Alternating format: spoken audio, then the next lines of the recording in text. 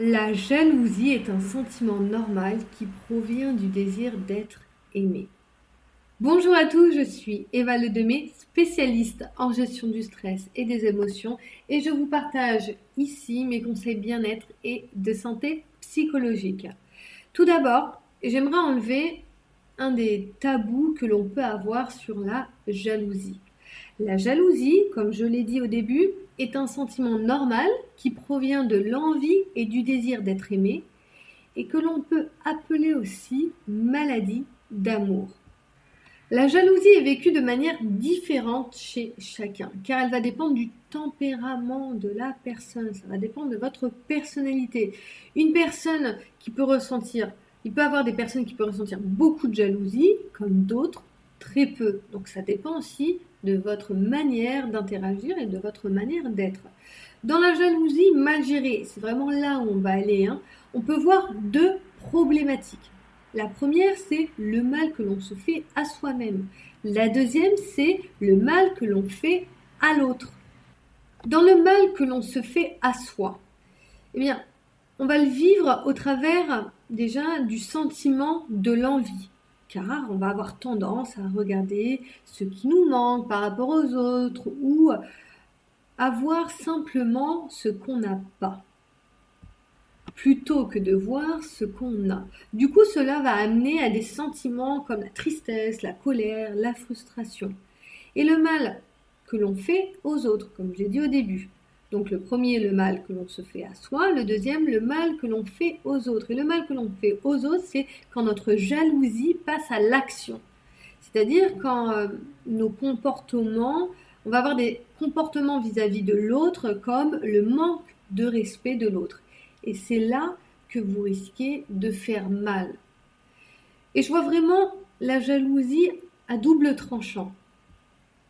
Premièrement, vivre la jalousie personnellement ne nous rend pas heureux, car elle va cultiver des émotions et des pensées négatives pour soi-même.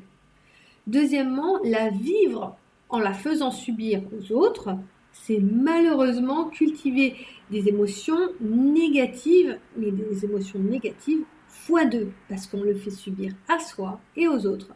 Alors mon premier conseil, c'est de vous interroger sur la profondeur de votre jalousie. Vous pouvez commencer en lui donnant une note sur 10. Eh bien ça va vous permettre de la quantifier et de l'intellectualiser. Ensuite, je vais vous demander de rechercher pourquoi vous êtes jaloux. Parce que vous avez vraiment besoin de comprendre pourquoi vous avez ces pensées de jalousie et ces actions de jalousie. Enfin, il faut savoir faire la différence entre la jalousie d'un enfant et d'un adulte. Parce que cette jalousie ne s'accompagne pas du tout de la même manière. Accompagner ce sentiment dépend de votre personnalité, comme je l'ai dit au début, mais aussi des causes de votre jalousie. Si la jalousie est excessive, je vous conseille vivement de vous faire accompagner pour traiter les racines de cette jalousie. Moi, je le vois à chaque fois en accompagnement. Si on ne traite pas les racines et les causes de ce qui vous amène ce comportement-là, vous aurez vraiment du mal à pouvoir l'améliorer. Un nouveau point pour l'adulte, car je n'ai pas d'expérience professionnelle avec des enfants, mais je vais vous conseiller pour l'adulte de travailler en premier la gestion des frustrations.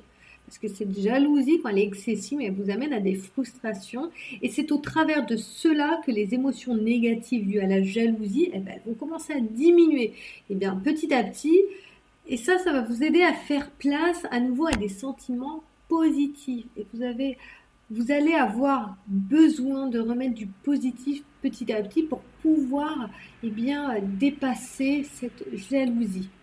Alors, attention, travailler la jalousie chez l'adulte demande du temps et de la patience. Ce que je vous partage là ici, c'est bien sûr des réflexions, mais ça va être des réflexions faites de manière générale.